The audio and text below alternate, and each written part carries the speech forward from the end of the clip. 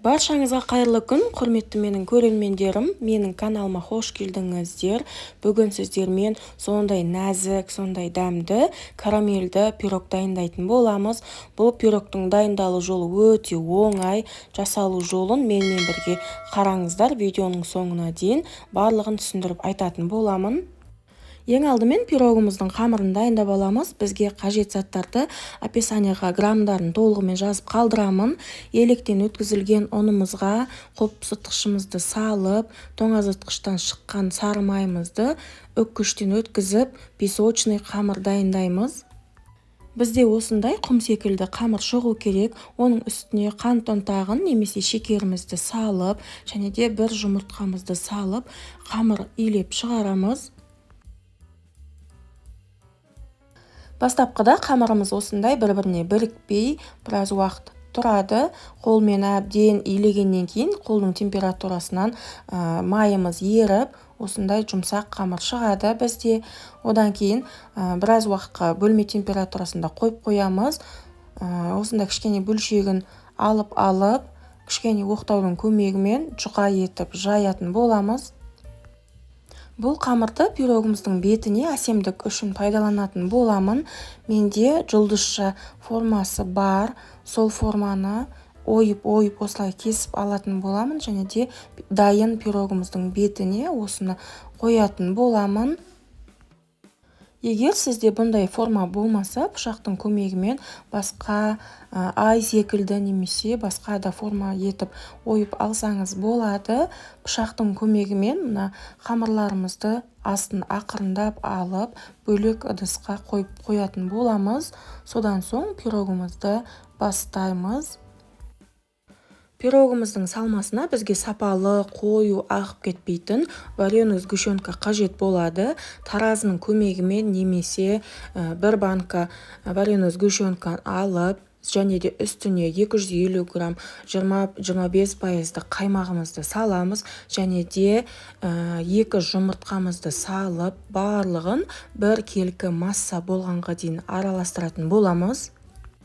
Вареный сгущенкаңызға сенімді емес, сұйықтау болып қалды десеңіз, ондай жағдайда бір немесе 2 ас қасық кукурузды крахмал қосып жіберетін болсаңыз, пирогыңыздың салмасы піскеннен кейін қою, қатты ағып кетпейтін болады.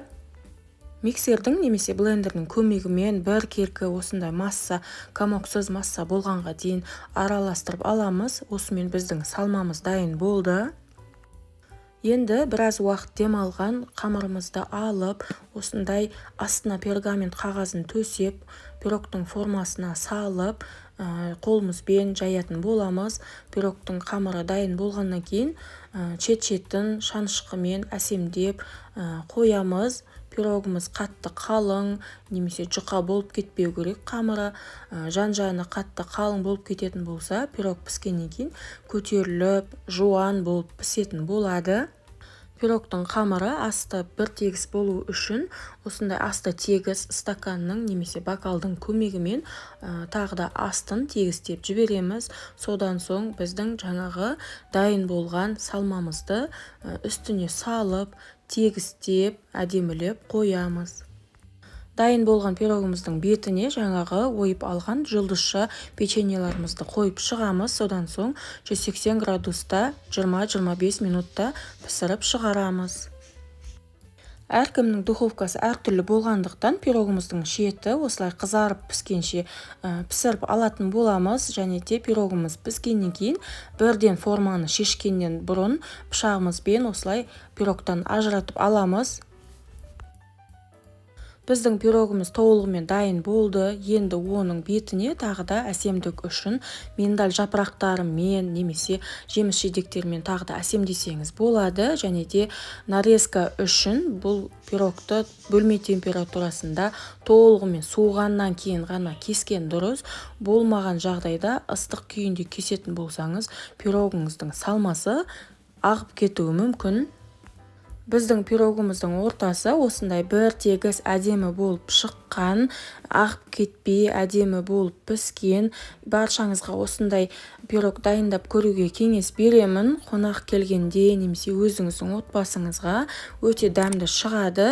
Келесі видеолар жіберіп алмас үшін каналға тіркеліп кетуді ұмытпаңыздар.